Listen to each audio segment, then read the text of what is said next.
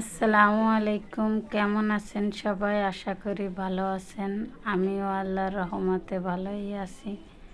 অনেক দিন ধরে অনেকে শুনছেন যে দোকান খালি করব।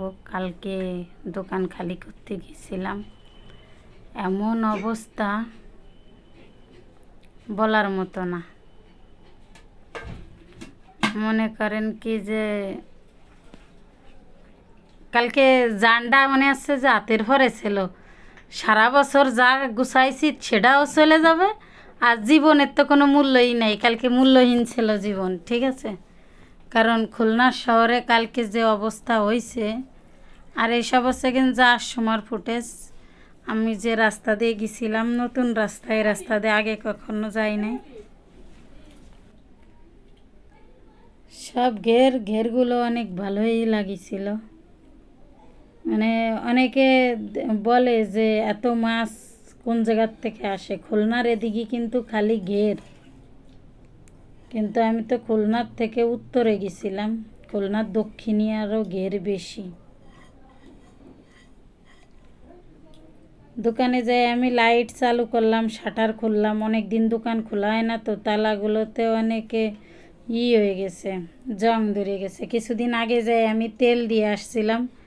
আর এই ওয়ার্ড্রোব দেখতেছেন, রাইস কুকার, প্রেশার কুকার, গ্যাসের চুলা, ফ্রিজ, এসব হচ্ছে কিনা আমার বাসাটা। আমার যখন দোকান ছিল, মানে দোকান আছে এইখানে, তাই এই পাশে বাসা ছিল। সে বাসার জিনিস সব আমি দোকানে এনে রাখছিলাম।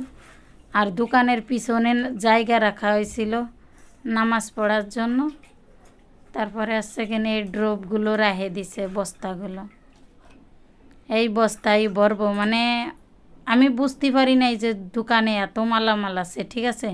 এই জন্যই কোনো বস্তা নিই নাই। মনে করছি যে ঢাকাতেই তো মাল আনা হয় সবসময়, তো বস্তা তো আছে পিছনে। কিন্তু বৃষ্টি আসবে সেই ভয়তে পরে অনেক বস্তা কিনতে হয়েছে, অনেক মানে কিনছি, ওরে কি বলে, তাম্বু কিনছি, অনেক কিছু কিনছি পরে।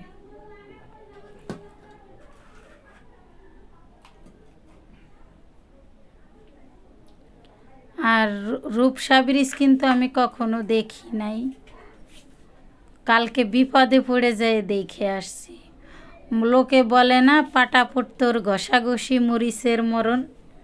তা কালকে ওরকম দশাটা হয়েছিল। মানে কালকে দোকান না, যদি আমি না করতাম, মানে না যেতাম, তাহলেও সমস্যা হতো না। আসলে আমি বুঝতে পারি নাই অন্য অন্য জায়গা যেরকম আন্দোলন চলতেছিল, খুলনা শহরটা একদম নিরিবিলি ছিল, সেই হিসাব করে আমি গিয়েছিলাম। এর আগে যাতে চাইছিলাম সে ভিডিও আপনারা পাইছেন, মানে বৃষ্টির জন্যতে আমি ফিরে চলে আসছিলাম। তা কালকে বিপদে পড়ে যায়, রূপসা ব্রিজ দেখে আসলাম। সামনে দেখেন একটা গাড়ি কিভাবে, জরুরি সেবার একটা গাড়ি উল্টে গেছে, মানে এই সাইডের এই ইসির উপর দিয়ে উঠে গেছে। সাইডে যে একটা এরিয়া দিয়ে আছে না, ওই এরিয়ার উপর দিয়ে উঠে গেছে। অনেকটা ভালোই লাগছে, এবং রাত হয়ে গেছে, আবার মনে অনেকটা ভয়ও ছিল।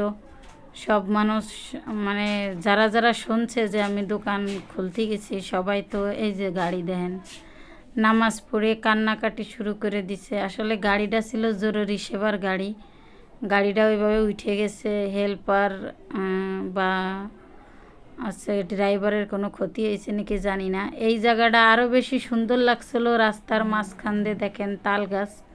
আসলে গাড়িটা চলতেছিল, ড্রাইভারেরও মনে আতঙ্ক ছিল, আমাদেরও ওরকম।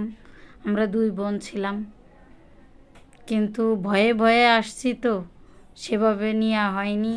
অনেকটা রাস্তা ঘুরে আসছিলাম। আর এই যে যখন আমি সকালবেলা যাচ্ছিলাম, সেই সময় ফুটেজ, সব দোকানপাট কিন্তু বন্ধ ছিল, একটা দোকানও খুলছিল না। আর এই রাস্তাগুলো আমার কাছে অনেক ভালো লাগছে, আঁকা বাঁকা রাস্তা, মানে অনেক প্যাচ এই রাস্তাটায়, অনেক খালি মোড়, খালি মোড়। ড্রাইভারটা খুবই ভালো ছিল, আমার কাজেও সহযোগিতা করছে, আবার হচ্ছে গেন গাড়িও খুব ভালো চালাইছে। আর সবসময়ের জন্য আমাদের বলছে, আপু সাইডে খেয়াল রাখেন, হয় নাকি, মানে ইট ফাটকেল মারে নাকি, বা বোমা টোমা মারে নাকি। এই যে যখন আমি গাড়ির কাছে গেছিলাম, এই গাড়িটা নিয়ে গেছিলাম, এই যে হচ্ছে গাড়ির ড্রাইভার, মানে গাড়ির ড্রাইভারের প্রশংসা বলে শেষ করার মতো না। সেই মানুষটা এত কষ্ট করেছে, সেই জায়গাতে উঠো নিতে শুরু করে এই জায়গায় নামাই দিয়া পর্যন্ত।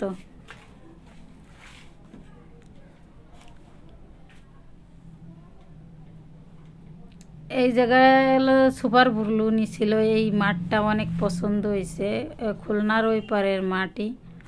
মাঠটা অনেক ভালো লাগছে, একদম খোলা